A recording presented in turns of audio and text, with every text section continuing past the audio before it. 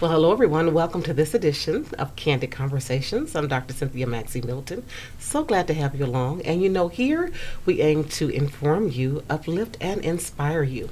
And we're continuing our conversation today with Chaplain Colonel retired Walter Beamon, who has a new book out. It's called Inmates in Charge: Top Level Leadership Lacking Vision, Corrupt, and Couldn't Be Trusted. And he's talking about his time, his career time in the United States Air Force. And he's here to tell us more about this book and what you can expect and about his journey.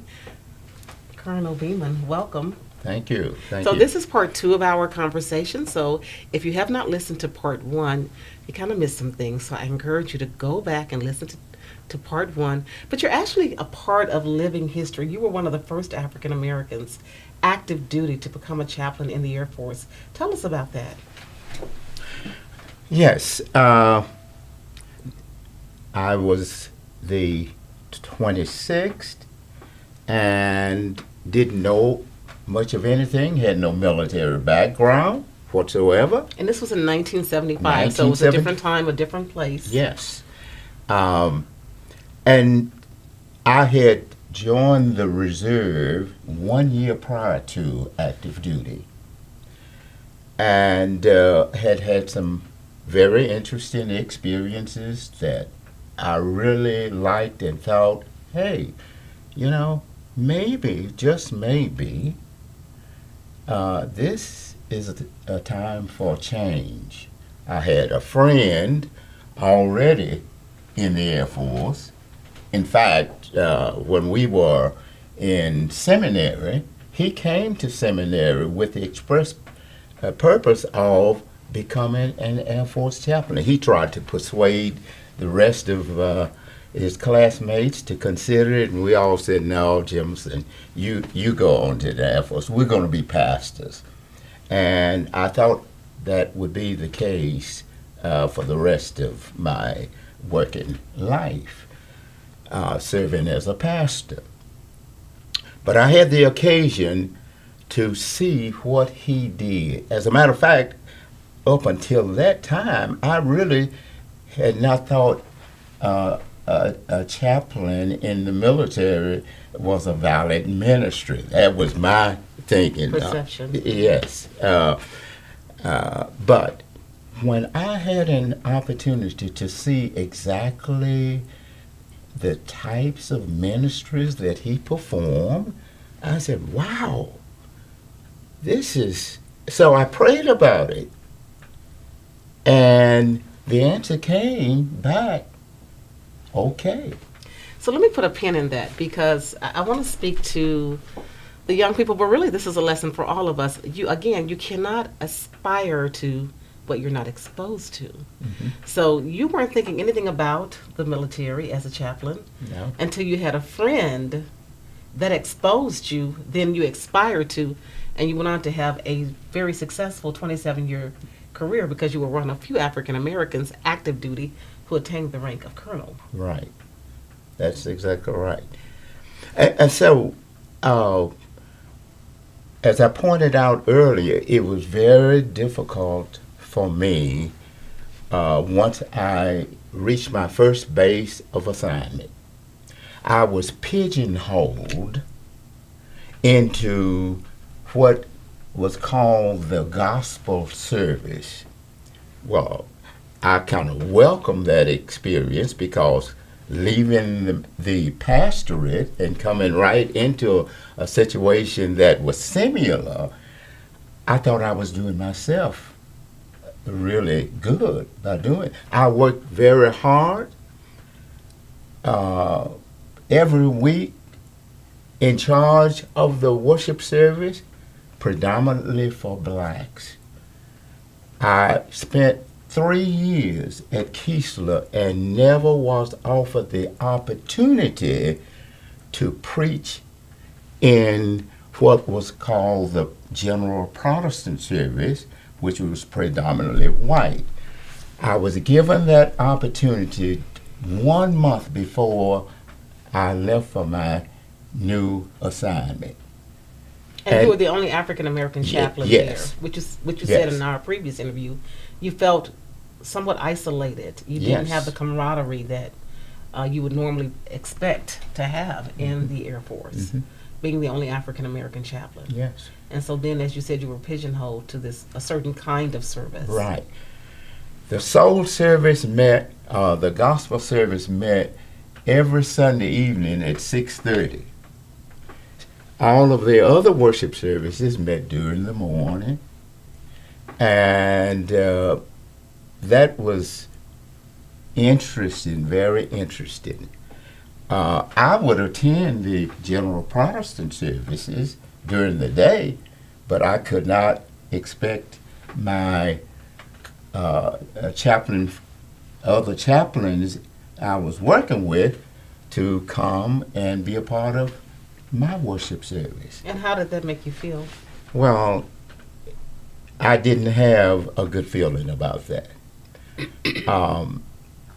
And it was interesting that the one Sunday that I was invited to preach, the base commander's wife came up to me afterwards and wanted to know if I was new to the base after 3 years. I didn't have the exposure that I should have had. And it taught me a lesson at my next assignment, that I would not allow anyone to pigeonhole me into doing just one service. I was equipped to minister to all. Did you meet any resistance as you went to what was your next assignment? That was RAF Lakenheath in England. Okay. Was it more? Did you find it easier in Europe? Or It was easier. There was not a gospel service at this particular base already going. And so it made it easier for me to get in the mainstream and to be able to minister to all of the people, Protestant I'm speaking of. So you wrote this book to talk about leadership, and what was your goal with writing this book? What are you hoping to accomplish? Well, let me give you a statistics at this point. In the year 2000, things were so awful in the chaplaincy that the Chief of Staff of the Air Force assigned the Vice Chief of Staff to do a climate assessment of the Air Force chaplaincy to see what was going on. The statistics were alarming.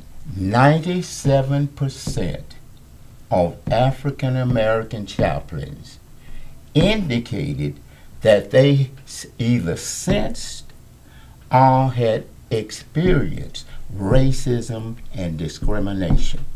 97%.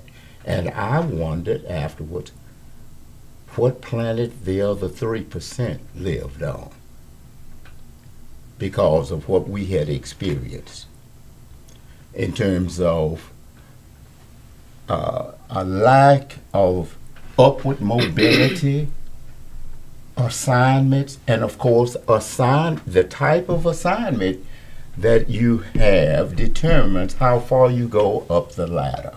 Mm-hmm.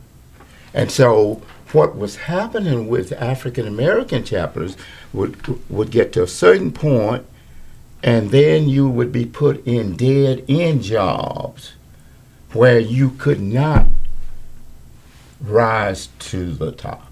So you had sort of a glass ceiling. That was a glass ceiling, absolutely. So you were able to, and you talked about the fact that someone, a Caucasian member of the Air Force in leadership, actually wrote a letter Yes. outlining some concerns Yes. In the chaplaincy. Following the climate assessment that was done, a command chaplain, a major command chaplain, which is the last level before reaching the top, wrote a letter, and he he made some alarming statements. He had looked at statistics that had been briefed to all of the chaplains, and the statistics painted a picture that everything was looking pretty good. He made the statement, when statistics say one thing and the climate assessment says something different, there is a problem with leadership, senior leadership. This was a white chaplain who later became chief of chaplains. But the interesting thing about that is, once he became a chief of chaplain, he did nothing to try to change the system in terms of upward mobility for African American chaplains. So you have had a career, you had a stellar career. You were one of the few African Americans and few chaplains that attained the rank of colonel. Mm-hmm. You're retired now. You are comfortable. You're back home. You know, you could just coast on out. Why did you decide to take this on and write this memoir? What are you hoping to accomplish? Yes. Upon my retirement dinner, the 10th of December of 2001, I indicated to the people attending the dinner that one of my goals in retirement was to write my memoir chronicling my experiences in the Air Force. I tried over and over again to write the book, and I just couldn't do it. I'd get started, and I just couldn't do it. And we had an organization called United Military Chaplains Association that we retired chaplains had set up after we left the military. And we had hired a ghostwriter to write a book about our experiences and something about our legacies. That fell through the crack. But in 2022, the Lord provided a way for that book to be written. I had given up all hope of writing the book until that particular event occurred. And now you have it. You're having the book signings February 17th Yes. at 2 Mississippi's museums, February 24th at Lemuria Bookstore. But you kept this passion for all this time, so what do you want? Because as I said, you didn't have to do this. No. What do you hope will come out of this project? I have several things that I hope to achieve in writing this book. I hope that in writing this book, the military community and society at large will become aware of the disparity and the systemic racism and discrimination within the Air Force chaplaincy, which is the moral arm of the Air Force. Mm-hmm. And then I want to appeal to senior leadership of the United States Air Force, not just chaplains, but line officers, to help make substantive changes and level the playing field for African American chaplains. That is my goal in writing the book, to try to make it better for those that are behind me, those even on active duty at the present time. I'm hoping that this book will be an incentive for chaplains being able to play on a level playing field. You want this to be a catalyst for positive change. Yes. It's not about just complaining. It's about highlighting an issue and then hopefully having positive changes. Because, you know, as I've said before, you cannot address what you don't acknowledge. Yes. You know, you cannot address what you don't acknowledge. You can't change what you don't acknowledge. And so you want to bring attention to it so it can be acknowledged and hopefully bring about, foster Yes. positive change. What are some of the changes that you would like to see take place? I would like to see the day come when there is an African American chaplain who is in the seat of chief of chaplains. There have been many white chief of chaplains, but not one African American chaplain. And it's not because we have not been capable. There have been chiefs of chaplains that many of us would run circles around in terms of abilities and talents. However, that has not occurred. And this is the sad part when that kind of thing happens. Many African American chaplains leave the Air Force without even having a retirement ceremony, because they are bitter from what happened to them during their time on active duty. And the way you know that is every time you talk to them, they will bring up what happened back during the time they were in. Which means there's a deep wound and Deep, hurt there. yes. And as I said, here at Candid Conversations, we want to have candid conversations. Some people don't like to talk about race, but the truth of the matter is we still have racism in our society. Again, if we don't acknowledge it, we can't address it. And I said it before, I'll say it again. All decent human beings, certainly all Christians, we should want to erase this cancer called racism. And so, Chaplain Beamon, I want to thank you for coming today to tell us about your book. Again, he has a book signing that's coming up there too, February 17th. That's at noon at 2 Mississippi Museum. And I'm going to sing. Yes. I'm so honored you asked me to sing. I'm looking forward to that. And then if you can't catch the 17th of February, you have another opportunity, which is February 24th at noon at Lemuria Bookstore. Thank you so much for joining us. Hopefully one day we'll get to the point where, as Martin Luther King said, we can judge each other on our character, the content of our character, and not the color of our skin. And character, as I like to say, is not red, black, yellow, or brown. It's colorless. And we can all have good character if we aspire to. Thank you for joining me for this session of Candid Conversations. One more thing, I want you to give people your contact information if they want to get a hold of you.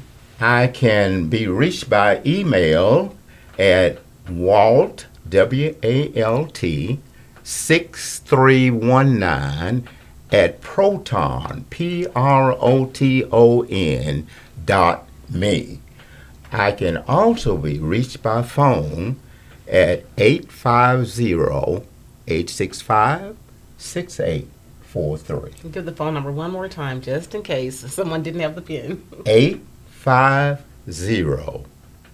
850-865-6843.